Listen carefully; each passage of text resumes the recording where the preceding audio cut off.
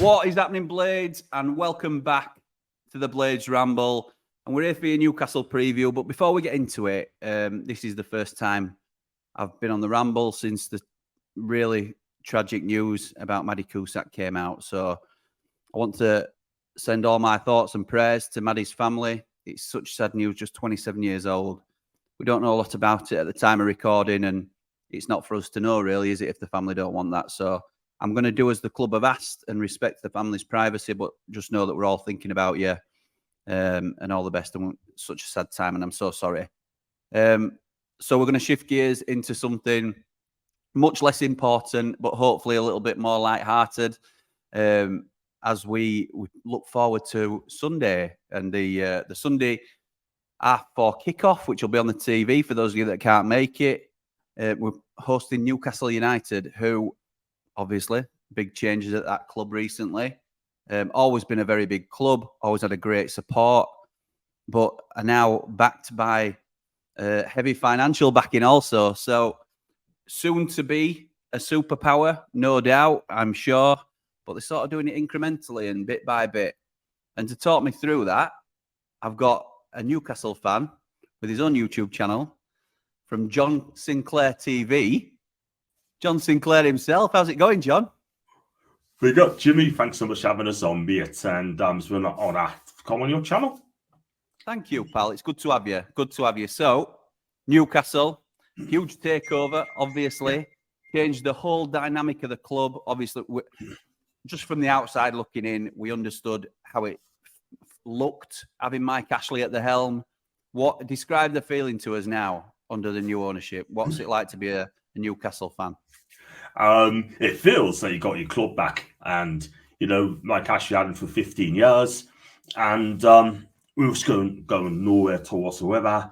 Failed managers, Alan Pardew, okay, did a good job, but Steve Bruce, and he just didn't care. And when I found out there's been a takeover, then I was in Cardiff at the time working, and I nearly crashed my van, sort of thing. I heard the news, but luckily I didn't. And then I got out and I shouted, "We got to do it over." Now, they don't support Newcastle United in Cardiff, just like Cardiff, by the way. So what I did, I hugged someone. She was only 5'2", and she was a Man U fan, so I hugged her, and she was amazing. And then I was like, "God, take over, we're coming after you." And then since then, he's been fantastic, man. And yes, brilliant. Got it back. It must be it's something that we're not obviously familiar with as Sheffield United fans, but to know that your club is safe and secure and likely going to be very successful over the next 10, 20 years, it's a feeling we can only, I think every club really would dream of. So we're just going to preview the game today, mate, if you're good with that. But first, before we do, how would you sort of rate your close season in terms of your transfer business and your start to the season, really? Because you've not really got the form back that you experienced last season. I think last season it was seen as that you overperformed, not because of the size of the club, not because of the money that you've got, but Eddie Howe hasn't thrown all the money that he could at it. He's sort of tried to do it bit by bit. Yeah. And I still think with players like Dan Burn in the team, you don't think of them as Champions League players, but you have made that step. And obviously this year, it's not quite started in the same way. So what do you make of your season so far and some of the business that you did in the summer, mate? Yeah, I mean, look, like you just said there, we had our best of starts of the season. I can't lie. I mean, 3 straight defeats before we beat Brentford. Transfer-wise, I'll probably give about a 7. I mean, look, At the end of the day, and I'm not going to lie, we needed another striker. We needed a winger. But the most important thing we really needed, in my opinion, is a number 6. We need a number 6 because somebody to take the back 4. We're looking at the midfield. You've got Tonali, I think is a cracking signing. That's going to take in time. Bruno, for me, I love Bruno, but I think the opposition now is working him out a little bit and they're trying to frustrate him. Joe Linton, I'll put Joe Linton before Bruno. We badly missed him on Tuesday against Milan. We got to give the players time. We got to give Sandro Tonali time because he's going to be a cracking player. Because I tell you what, Jimmy, once that clicks, God help our opponents because we're going to have a fantastic team. Kieran Trippier leads by example, yeah? And he played his best football in black and white. The front three, Anthony Gordon works his socks off every week. I like Anthony Gordon, yeah? A lot of people... Yeah, he's grown into the role, hasn't he, a bit, Anthony Gordon? Because he had a bit of a patchy start from memory, and he seems to have really started to grow into the side. I don't know if you obviously watch him week on week, so... Is that fair? I mean, he works... Yeah, I mean, look, he's worked hard, and, you know, and he's the one who's worked his backside off every week for me. I like him, and it's just going to get better. And on the right side, you got Jacob Murphy. I mean, on his day, he could be good. He's getting better now. I'm not going to lie, he's getting better. And he's got to keep it that way. Miguel Almiron, hot and cold for me. I love Miggy, you know, but he started well last season, the first half of the season. But the second half of the season, has gone back to the old Miggy. Yeah? But I love Miguel Almiron. He does work hard. And up front, Callum Wilson doing Callum Wilson settings. And I like him. And 18 goals last season. And he's doing all right. And Isak, I don't know if you watched that game against Milan. He looks well off the pace. I mean, honest here, it could be fantastic. I think Isak could get back to how he was. He scored 12 goals for us last season, but most has been injured as well. But I'm happy with the team. Just having a little blip in a minute, but we're going to come back. I think whenever you've got a spine like you've got, if you look at the spine, it's Nick Pope, it's Botman, Bruno and Tonali in the middle, and then Callum Wilson, who I really rate very highly. It's always just been a question of his fitness, hasn't it, really, rather than his ability? Because as long as he keeps fit, he produces the business. He does exactly what you need. Puts the ball in the back of the net. He gets a run in the side, and he scores goals. There's no doubt about it. Yeah. Some player. But on that note, what would you say? Because I want to know a little bit about your strengths, which you've touched on there. But I'd also like to know, what are the weaknesses in the Newcastle team that we can potentially get at? Weakness at the minute is just our midfield, because it's just not clicking at the minute at all. That's the thing. Okay. Joel Linton is a massive miss, no doubt about it. Yeah, it's good to see Sean Longstaff back in the team, because I think he needs some game time, and it should be getting back to how Sean Longstaff was, because he's been excellent last season. He had an excellent game against Milan. Our back four, if you want to go for a back four, the only weak link in the back four is Dan Burn. Dan! If you go on the right-hand side and attack him and use the pace and you beat him, you could get some joy. Pace-wise, he does get beat. If you look at the back four, I've got 2 clean sheets in the last 2 games. We're getting back to how we were before. But if you got Sven Botman, he'd be tough to crack. Yeah, the back four, the back line with Nick Pope was strong. The midfield, it's still not clicking yet. Whoever plays on the right-hand side, it could be Miggy or it could be Jacob Murphy, one of the two, right? Can be a bit inconsistent, but on the day, they're really good. Anthony Gordon works hard. Harvey Barnes, I love Harvey Barnes. He's so direct. He's such a good player. He is. He's not getting much the games at the minute, but he will do. And up front, you got Isak and Wilson as well. So really, the weakness is just going to be Dan Burn. Dan! Okay, Dan Burn and that sort of and the left back. Lack of unity in the midfield as well, that they're not quite sussing each other out yet. Exactly. Bruno Tonali, right? Or just thing is, so you watch Tonali, he'll probably play right on the left. That's not what he's brought here for. His job is to detect the game, pass the ball from midfield, spraying the passes about, and playing through balls and taking shots. That should be his job. But he's been subbed in every single game this season.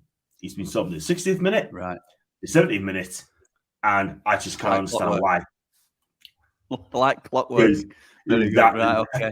I think when I hear those sort of, obviously I've seen them playing in patches, and you think Bruno and Tonali in middle, it's frightening really. But if they've not clicked, that's a little glimmer of hope I can hold on to, I suppose. The next thing I'm going to do, John, is ask you, what's your team?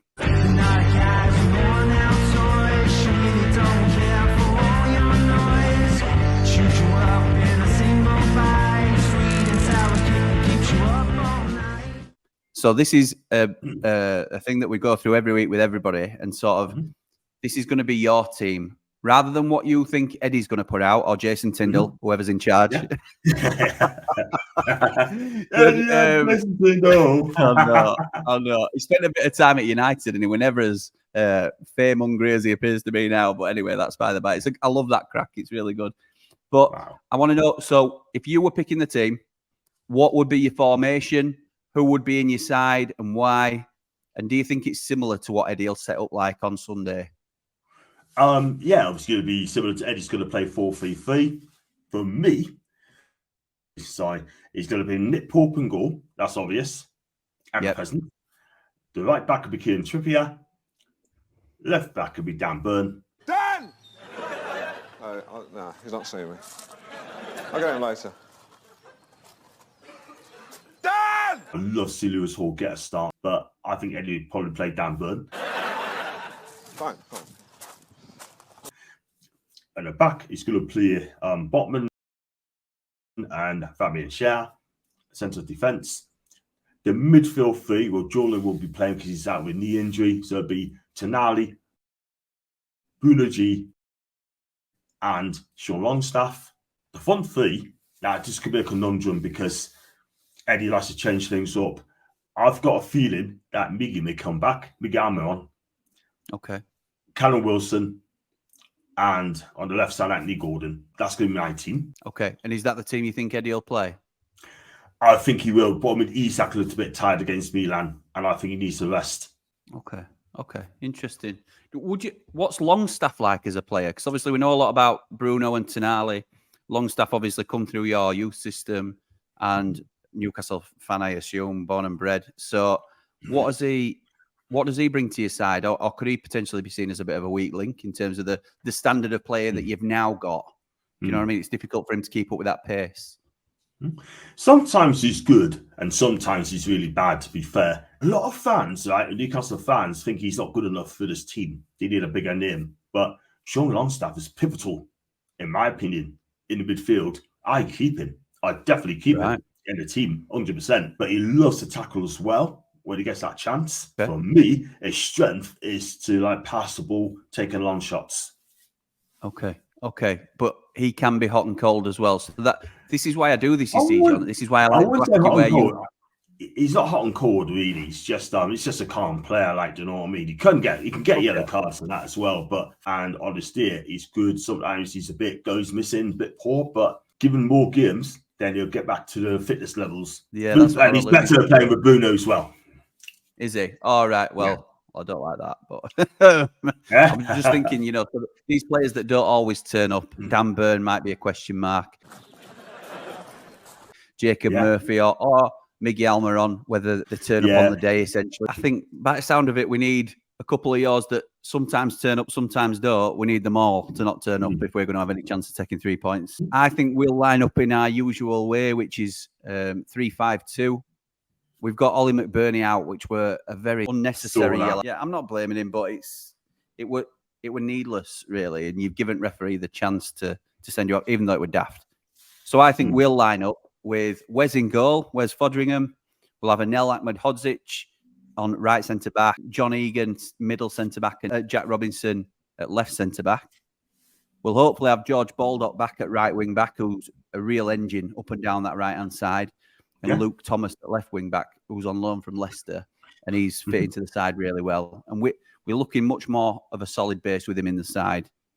In the middle, I think we are going to layer it up a little bit this time because we've got Ollie McBurney out. I don't think we have a striker that can come in and have a similar effect. So I'm banking on us having Ollie Norwood, Vinny Souza, who's our new midfield destroyer. He will be the one to sort of try and quieten down Bruno or quieten down Tonali. And Gus Hamer, who's an absolute revelation for us. I think he'll also be in the middle. And James McAtee, I'm expecting to play just off Cameron Archer, which will finish our side off. And I think with those two in the side, particularly Hamer and Archer, I think we've always got a chance of a goal, but it is a huge step up in level for us, this. And we are finding it tricky. We've got better every game. I'd be wary of writing us off, particularly at Bramall Lane. We will give you a game, but whether we've got enough to turn you over, I'm not. I think we might. But I'm going to ask you first. What's your score prediction, John? It's going to be tough. I think I could see another clean sheet on the way, and I'm going to say 2-0 to Newcastle because I think now we're defending properly at this moment in time, and Callum Wilson's going to score them on the goals as well. I think he's going to enjoy scoring goals against you guys. Do you know what I mean? But I'm going to go with Callum Wilson, and I'm going to go with Tonali. Okay, well, I'm going to flip that. I'm going to say 2-0 Blades, and that's a surprising result, and that's no disrespect to Newcastle. I do rate you as a side, and I like you as a club, to be honest. But I think we will get an early goal, and I think you will then pile on the pressure, and as you're coming forward, we will catch you out on the break again. So I think Cameron, if we're naming scorers, I'm going to go Cameron Archer, because I always back him to bag, and Gus Hamer to get a goal. I think that is the dream scenario for us. It will just need to get off the mark with a win. We are desperate for a result now. It's all right playing well. You need the result, don't you? And it's not quite happened for us yet. But we'll see. We'll see. You win against Tottenham, were you? And you just couldn't see it out. John, we were getting on so well. Why have you brought that up? I'm sorry. I'm sorry. Right, okay. I wanted you to win. I know, mate. It were devastating. There's no other way of saying it. I don't know where that extra time came from. But to be fair, I'm not saying we were the better side, because we weren't. Tottenham overall deserved the win, but we were winning on merit. And then, we'd held out. It was still a draw. Anyway, I can't talk about it. Here's a chance to redeem yourself, John. And I'm only joking with that because I want you to give me an honest answer. We're going to wrap up with you saying where you think both sides will finish this season. Where do you think we're both going to end up? Honest opinions. Don't worry. We're not easily offended. We know what the majority of people think. But let's say what you think, mate. I'll start with you guys first because I'm on your show. I'd love to see you stay up, but because you're lacking quality in that team, I think it's going to be you going to go down number 3, mate. And I'm no disrespect. Sheffield United fans are fantastic. You've got a fantastic stadium. You've got a passionate stadium as well. Your fans on top of each other as well. You've got great support.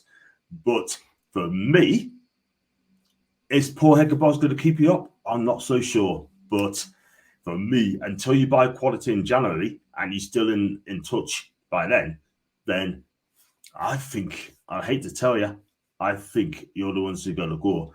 But I hope you do stay up. I really do. It'd be nice to see a Sheffield side staying up like your guys, And it's going to be hard for you. It's going to be really hard. I'd love to be proved wrong, but I did say Sheffield United's going to go before the start of the season. Listen, I appreciate your honesty. No, and I thank you for your kind words. And you're certainly not. In fact, you're in the vast majority probably that think we are going to go. Only thing I'd counter that with is I think Paul Heckingbottom is a very underrated coach. He's done an awful lot of good work with us. And sometimes a club just fits with a manager, a little bit like Eddie's done with you. I don't think a lot of people would have said that Eddie Howe is quite of the stature to manage a club like Newcastle, but particularly now with your investment as well. But so long as it's going well and you can see progress, you don't expect to be winning the title just yet. But as long as you see progress year on year, then you'll be happy. And I think we're in a similar boat, just to a much lesser degree. Yeah. So thank you for your honest comments. And where do you think Newcastle finish this year? If we defend properly and win more games and don't draw too many, top 4 could be tough. But I'm happy with 5th or 6th. Would you? 100%. Okay. If you're in European football, whatever it can be, I'm happy. Yeah. I don't care. If you get Europa League, I'm happy with that as well. But 5th or 6th, and then as long as in the European race every season, I'll be happy. Great. Yeah, I think you're more than capable of that. I think the logic of winning more and drawing less is brilliant, and I'd love Sheffield United to do the same. But that's what we're all striving for, isn't it? So, no, I really appreciate it. And John, thank you for coming on, mate. It's the first time we've met, really, isn't it? I've really enjoyed it. So thank you for coming on. I really enjoyed being on your channel as well. It was a fantastic experience. So thank you for having me. Absolutely. No problem. No problem anytime. And, you deserve it, man. And it's been brilliant. And got to get you back on again. Yeah, definitely, mate. And same with you. And listen, I genuinely wish you best of luck after Sunday for the rest of the season. All right. Thank you very much indeed. You too, my guy. Thanks very much for having us on. Cheers, mate. Take care. So John Sinclair there from John Sinclair TV. For those of you that aren't familiar or weren't before this video, please do go give him a follow and a subscribe. He's obviously producing quality content for Newcastle and Newcastle fans. But now that we're in the Premier League, I always find it really interesting to dip into other fan channels and see what their take is on things. Obviously, John, like everybody else, to be fair to him, doesn't see much chance of the Blades staying up. And I understand that because they're not going to be watching us week in, week out. They don't see the little nuggets of progress that we see. And let's be right, even that might not be enough for us, might it? We're realistic about that. But that also, I think, works in our favour, where we tend to be the underdogs that nobody believes in. And I think we're at our best when our backs are against the wall and people don't believe in us. So on that note, come on, you red and white wizards. Up the Blades. Ramble on.